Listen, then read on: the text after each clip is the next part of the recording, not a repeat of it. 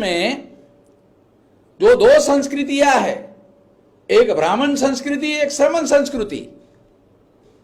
ब्राह्मण लोगों ने प्रचार में केवल हिंदू मुसलमान का मामला सामने लाया और ब्राह्मण संस्कृति और श्रमण संस्कृति की इस देश में मौलिक रूप से लड़ाई है।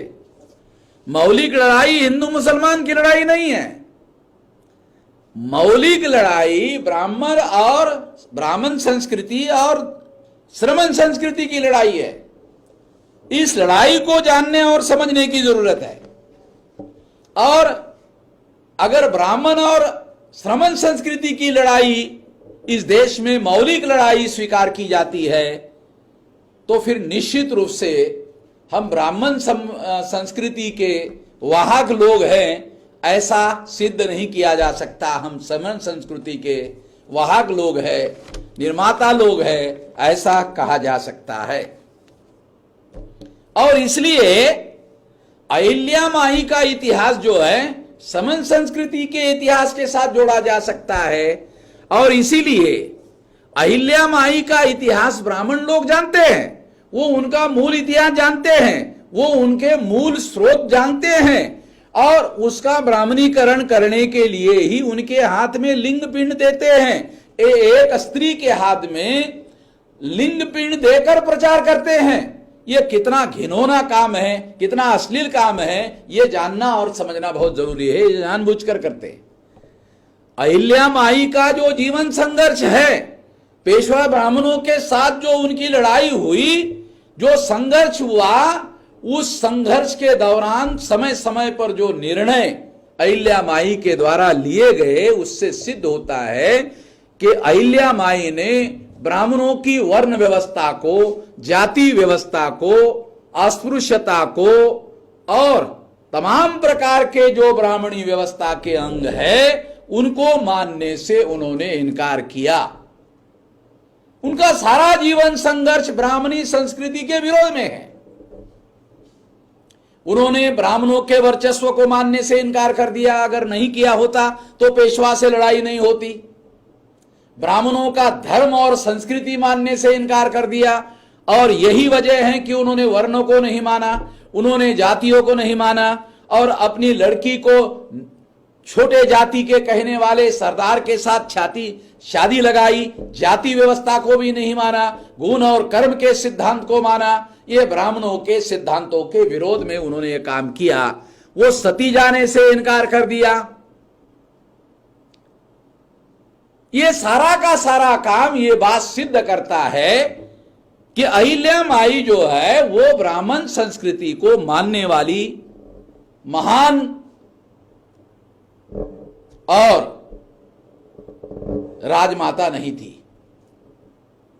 ये इस बात से सिद्ध होता है और ये बात हम लोगों को प्रेरणा लेनी चाहिए। उन्होंने राज्य चलाने के लिए नेतृत्व किया, प्रशासनिक दक्षता के लिए नेतृत्व किया, युद्ध में नेतृत्व किया, महिलाओं की फौज खड़ी की और पेशवाओं को परास्त करने का काम किया।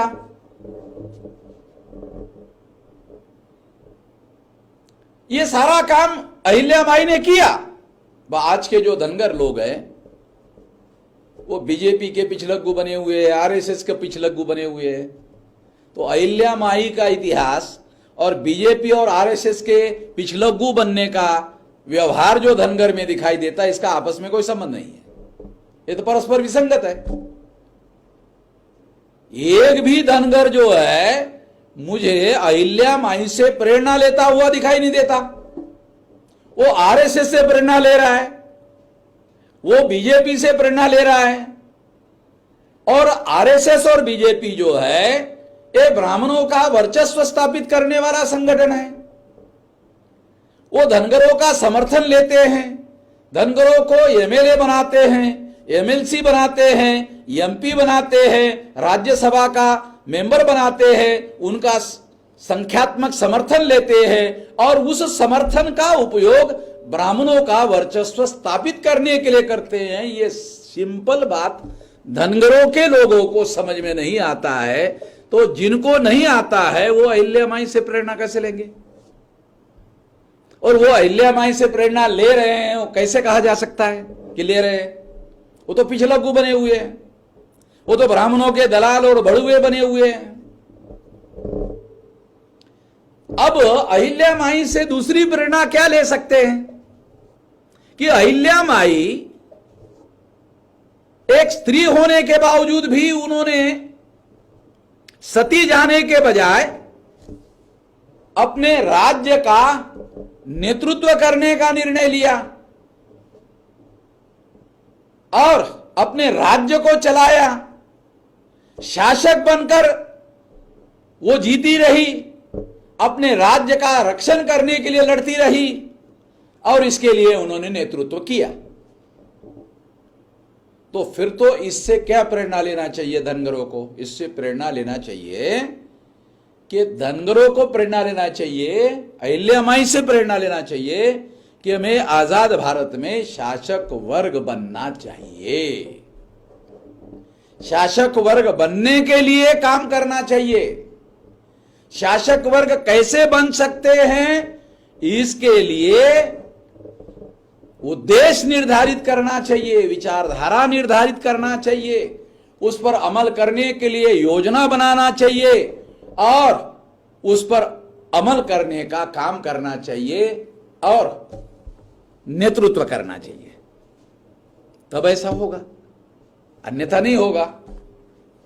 अगर मान लो कि अहिल्या माई एक राज्य की महारानी है, राजमाता है और नेतृत्व कर रही है, अगर उनके ही लोग आदिवासी के लिस्ट में हमको रिजर्वेशन मिलना चाहिए ऐसी मांग करे तो रिजर्वेशन मिलना चाहिए इसके लिए आंदोलन करे और राजा बनने के लिए आंदोलन ना करे और रिजर्वेशन आदिवासी में मिलना चाहिए इसके लिए आंदोलन करे।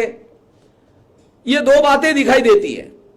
कांग्रेस के लोग इसका इस्तेमाल कर रहे हैं, बीजेपी के लोग इसका इस्तेमाल कर रहे हैं, कांग्रेस वाले बीजेपी के विरोध में, बीजेपी वाले कांग्रेस के विरोध में, और धनगर लोग दोनों लोगों के पीछे पिछलग्गू बन करके चल रहे हैं। तो इससे तो लगता नहीं है कि धनगर अहिल्या माई से कोई प्रेरणा ग्रहण करने का काम कर रहे हैं। धनगर ऑलरेडी मंडल कमीशन के अंदर है। 7.5% रिजर्वेशन आदिवासी को ऑल इंडिया में मिलता है और ओबीसी के लिस्ट में अगर धनगर है तो 27% रिजर्वेशन मिलता है। अगर धनगर आदिवासी में शामिल होते हैं तो 7.5% रिजर्वेशन, अगर धनगर ओबीसी में शामिल होते हैं ऑलरेडी है तो 27% रिजर्वेशन। कौन सी बात फायदे की है? तो 27% वाली बात फायदे की है। अगर 27% का फायदा लेने का निर्णय धनगर लोग लेते हैं तो ज्यादा से ज्यादा फायदा ले सकते हैं, तो क्यों नहीं ले रहे हैं? लेने के बजाय आदिवासी में शामिल होने का आंदोलन क्यों कर रहे हैं? मुझे बड़ा अजीब लगा। मैंने छानबीन करने की कोशिश की कि ऐसा क्यों हो रहा है। तो छानबीन करने के बाद मुझे पता चला कि धनगर लोग आदिवासी में क्यों शामिल होना चाहते हैं, क्योंकि आदिवासियों को पॉलिटिकल रिजर्वेशन है, ज्वाइंट इलेक्टेड में पॉलिटिकल रिजर्वेशन है। तो वो 7.5% का पॉलिटिकल रिजर्वेशन लेना चाहते हैं। बाबा साहब अंबेडकर ने कहा कि जो ज्वाइंट इलेक्टेड का पॉलिटिकल रिजर्वेशन है उस पॉलिटिकल रिजर्वेशन से दलाल और भड़वे पैदा होते हैं।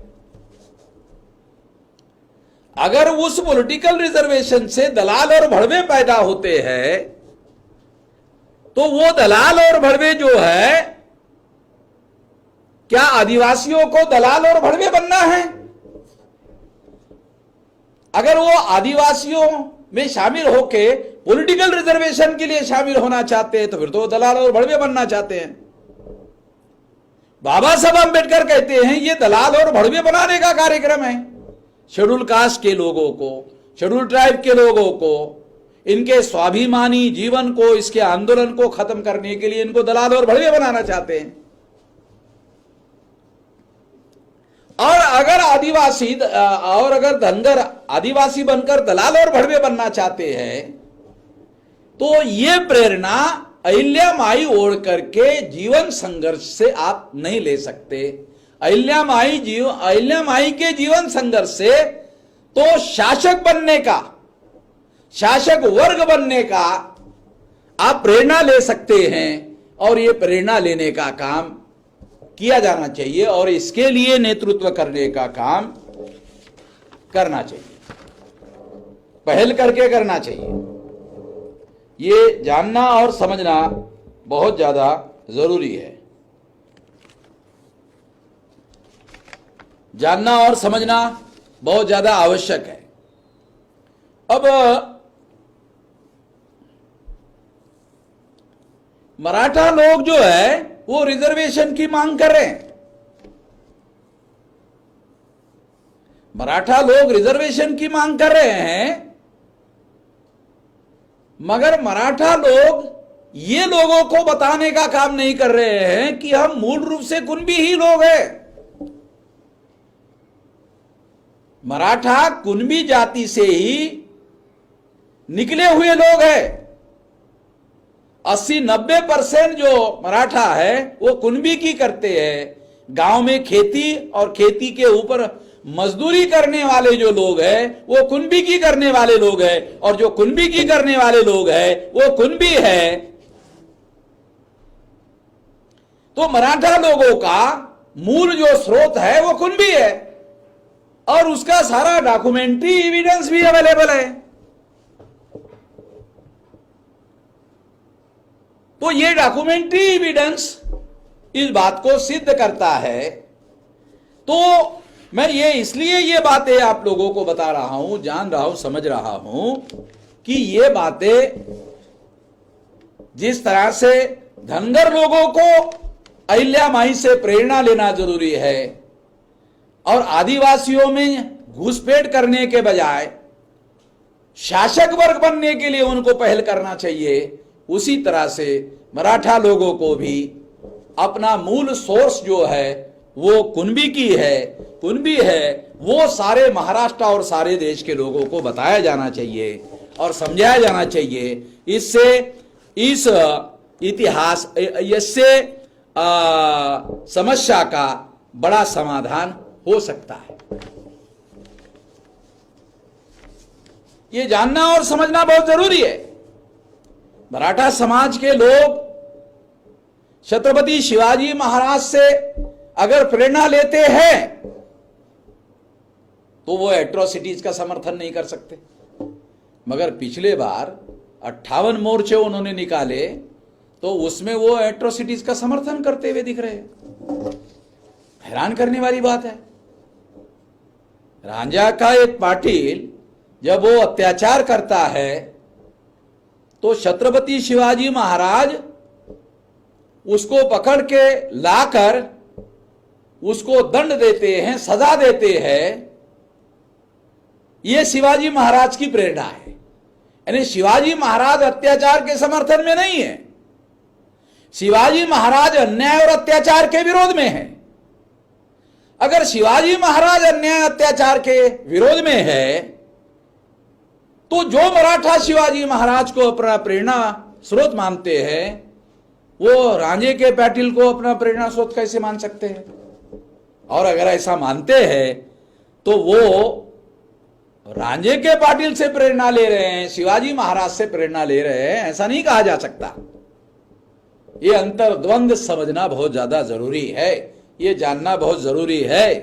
ये आज आरक्षण का जो संकट मराठा लोगों के सामने खड़ा हुआ है वो कुणबी से मराठा होने की वजह से निर्माण हुआ है, और ब्राह्मण लोग झांसा देकर अभी उनको क्षत्रिय बनाने के दिशा में आगे बढ़ा रहे हैं।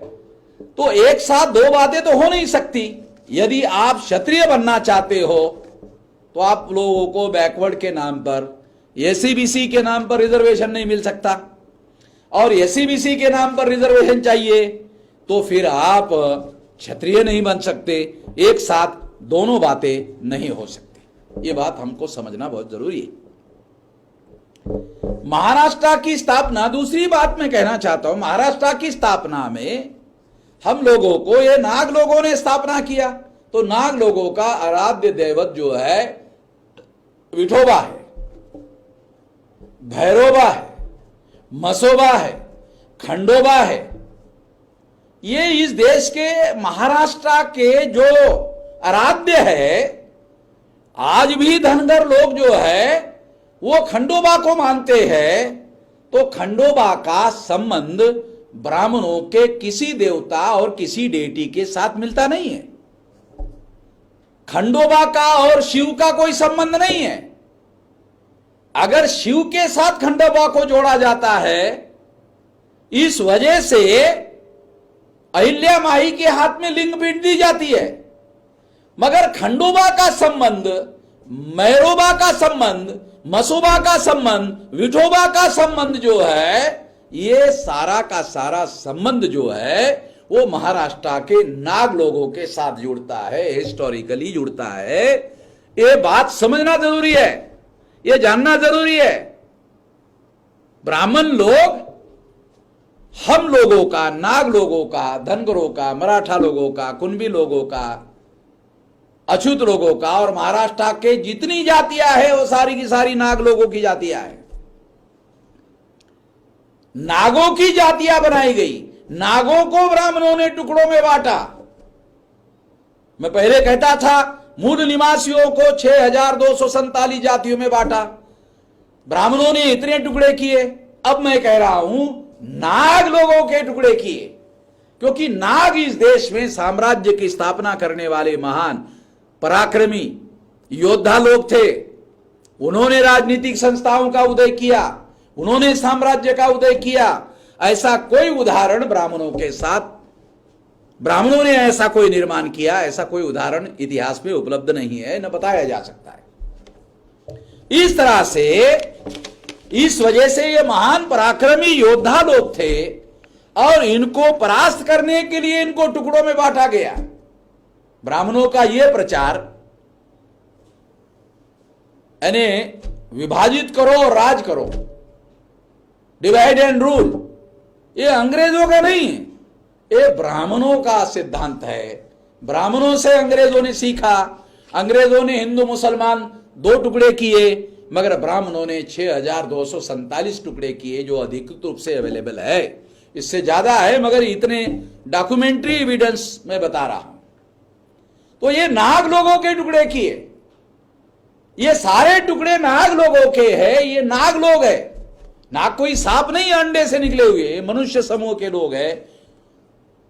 ये बात जानना और समझना बहुत जरूरी है। जब सम्राट बृहदत्त मौर्य की हत्या की, उसके बाद मनुस्मृति लिखी, उसके बाद इन लोगों को हथियार धारण करने के अधिकार से वंचित किया। मगर ये जो छोटे छोटे राज, 645 राज जो भारत भर में थे, ये इन लोगों के पास तो तलवारें थी। ब्राह्मणों ने उनको क्षत्रिय नहीं माना, मगर उनको राजपूत कहा, मगर तलवारें तो उनके साथ थी। ये बात हम लोगों को सही तरीके से जानने की और समझने की जरूरत है।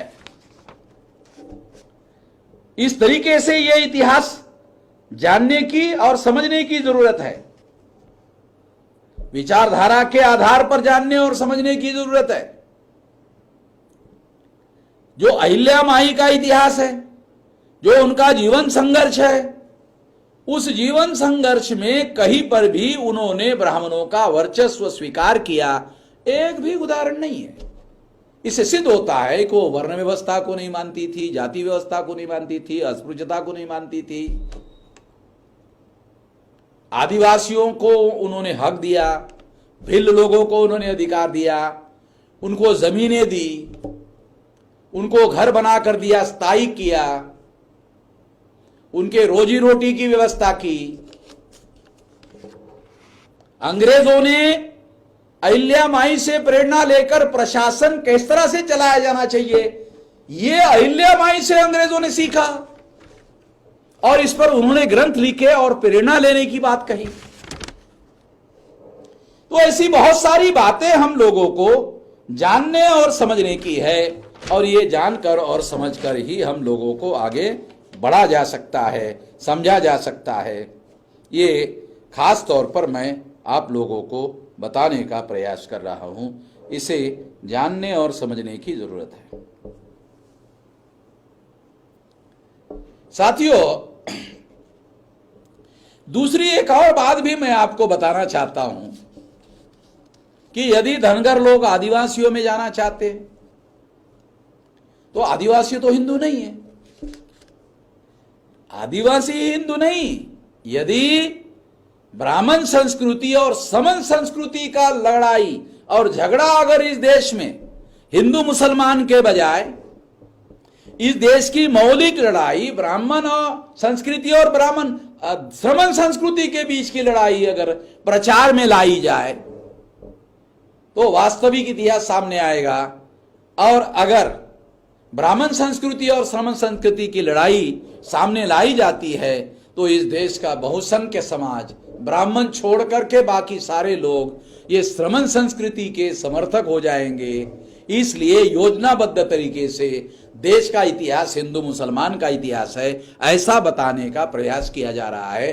ब्राह्मण हिस्टोरियन की तरफ से ऐसा प्रयास किया जा रहा है। हम लोगों को डिब्राह्मणाइजेशन करने की कोशिश करनी चाहिए, डिब्राह्मणाइजेशन के लिए प्रयास करना चाहिए और तभी जाकर हम लोगों को सही तरीके से इतिहास बताने की कोशिश कर सकते हैं, इतिहास समझाने की कोशिश कर सकते हैं।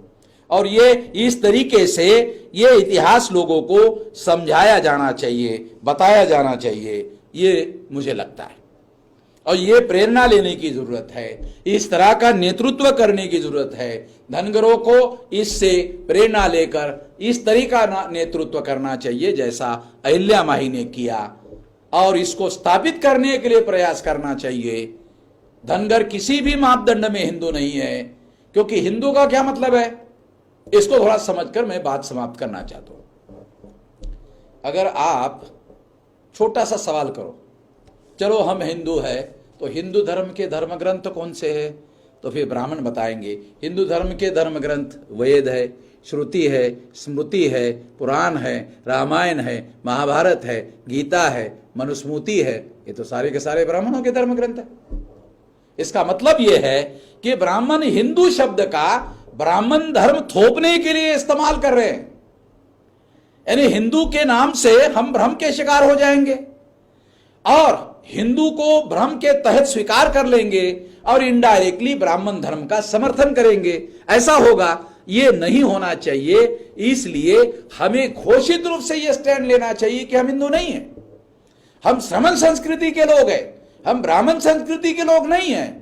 इस तरीके से अगर हम लोग प्रचार करते हैं और इस तरीके से अगर हम अपने लोगों को मार्गदर्शन करते हैं, नेतृत्व करते हैं, रास्ता दिखाते हैं, तो कहा जाएगा कि अहिल्या माई से हमने सही सही प्रेरणा ली। और आज के दिन इस तरह से हमको प्रेरणा लेकर काम को आगे बढ़ाना चाहिए। मैं आशा करता हूं कि आज के दिन अहिल्या माई से प्रेरणा लेकर हम भविष्य में काम करेंगे और दूसरों के दलाल और भड़वे बनने की कोशिश नहीं करेंगे, तो इससे हम लोगों को फायदा होगा।